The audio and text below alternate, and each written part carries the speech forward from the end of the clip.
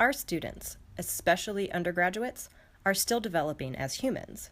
It's our job as instructors to help them be successful, and being motivated is one of those skills that will serve students well in the classroom and in life.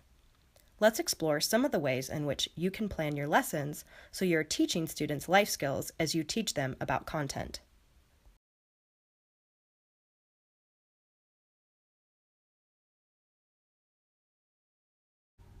You have likely heard about two different kinds of motivation, intrinsic and extrinsic. But have you considered how these forms of motivation may impact teaching and learning? Intrinsic motivators include an interest in or fascination with the content, or an understanding of its relevance. And intrinsic motivators may also be comprised of a general desire to succeed or learn new things. Extrinsic motivators are factors outside the individual learner, such as grades, rewards or consequences, and a desire to please. The intrinsically motivated are often more engaged with lessons and the associated assignments. Collaborative or student teaching activities can help these students reinforce their knowledge while helping to motivate and educate their peers. Do you consider yourself intrinsically or extrinsically motivated?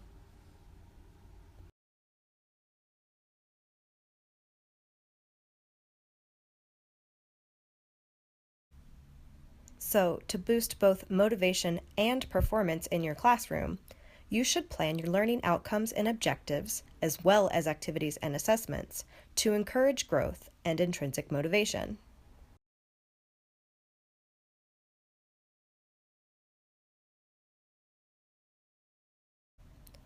One way to boost student motivation about learning the content is to show them the relevance of it. Highlight where the content appears in the world outside of the classroom. In current events, the workplace, their other classes, or in day-to-day social interactions.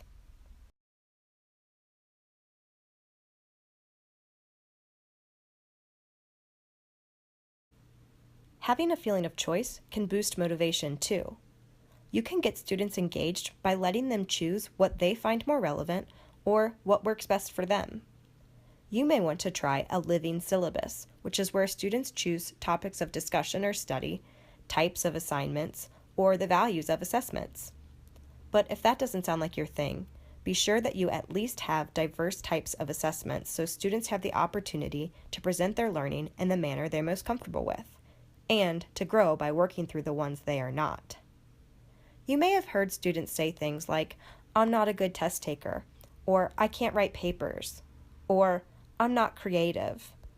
A class in which students take only a single final exam will cause a lot of anxiety among those who lack strong test-taking skills. Anxiety can negatively impact motivation, but having a mix of assignment types will give students the opportunity to showcase their strengths, which increases motivation. You can also have a number of types of assignments that students can choose from. You could have them submit any combination of assignments that equal a certain total of possible points. In my literature course on alt history, students have their choice of one of three final projects: a critical analysis of one of the novels, writing an alt history short story in the style of one of the texts we read, or writing an alt history complete with a timeline and a map.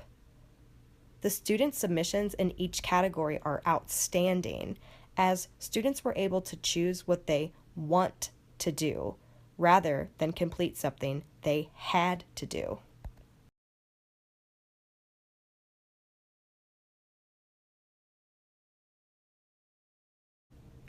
Clearly communicating expectations can motivate students to reach these expectations. This is why you should start each lesson plan with clear expectations and objectives. Make sure your assignment descriptions are thorough, and use rubrics so students can quantify expectations. Also, be sure to let students know you're available to answer questions or help them in the drafting process.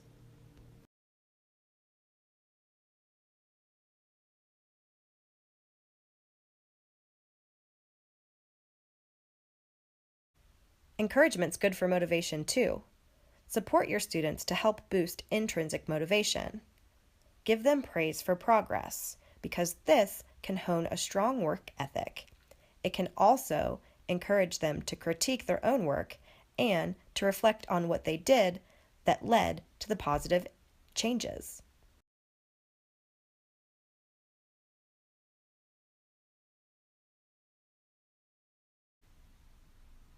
Teach your students how to take care of themselves. Promote metacognition, making them aware of how they're learning. Coach them on effective study habits. Encourage reflection. And inform them about the beauty of self-care. Let them know that a lack of sleep can zap motivation and that procrastination only adds to stress.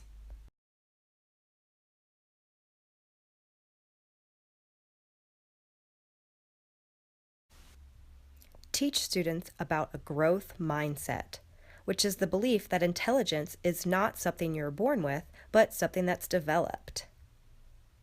Teach them how science has demonstrated that neural connections are expanded and strengthened when students struggle and make mistakes, that this is all part of learning.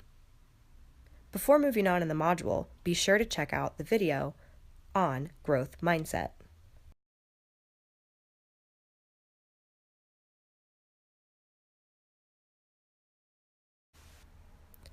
So, when planning your lesson, think about what you can do to motivate your students. Be sure they're seeing the relevance of the content you're teaching them. Give them a choice in topics or assignments. Clearly communicate expectations for behavior, performance, and assignment completion. Encourage them and give them timely feedback. Also, make sure they know they need to take care of themselves. And tell them about a growth mindset, that it's never too late to learn how to be smart.